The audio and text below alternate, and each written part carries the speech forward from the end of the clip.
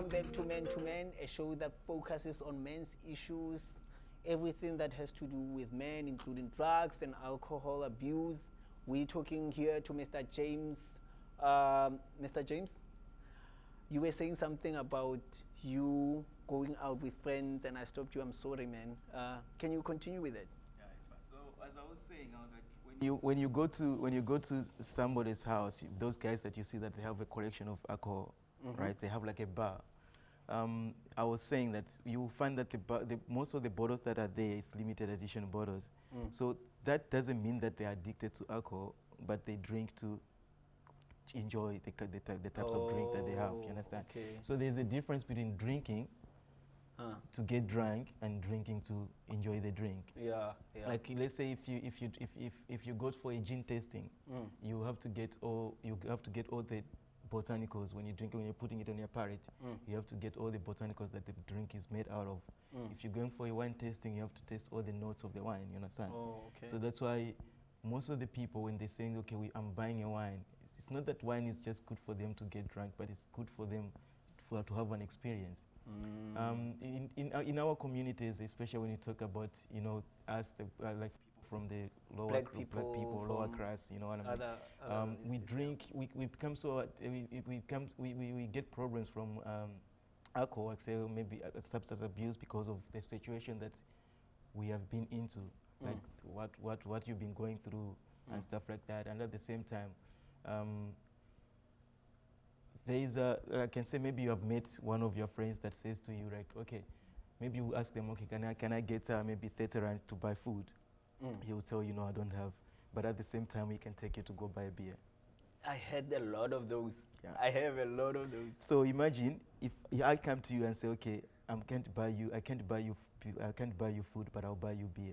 Then it's someone else, one of your friends comes and says, okay, I can't buy you food, but I'll buy you beer. You're getting drunk, right? Yeah. The following day, you hang out with the same people. Yeah. The other day, you're going to hang out with the same people as well. It's So sad. you're getting used to drinking more than what you eat. Yeah. Because you can't have access to what you want to eat, but you can have access to what you want to drink. Which is a very big problem. Which is a very big problem. So, yeah. For you as a person, if I may ask, sorry, as a distiller, you're very good in what you do. Personally, does it affect you that you doing this? It's a trade. It's something that you have to do for a living. You love it. It's your passion. Hence, you're doing all of this, right? Does it affect you though personally that I'm giving people something to drink and this might cost their lives? So the drinks that we make, they are all approved by the government. We just don't make drinks that can. Of course, they say we always put it there on the board, on the label, that alcohol abuse is dangerous. Yes. Alcohol with the right amount is not harmful, but if you abuse it, then it's going to be harmful to your health. So that's why I'm saying that most of the people, they drink to drown their sorrows, they drink to forget their problems, or maybe situations that they are into, right? Which we don't encourage, you know, which we don't encourage. It's a problem that we can't really we can't go to people and say, no, don't do this, but we always try to send the message across that, okay, alcohol is dangerous to your health. Please use the right amount of, you know, drinking. Is there anything that, do you think that there's more to be done on that note? Do you think there's more to be done when it comes to limiting people or telling people that this is not all right? That sticker, drinking is dangerous. Is it enough?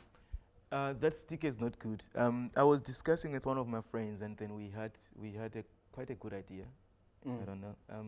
So we were thinking of, okay, if I go to a bar or a club, right?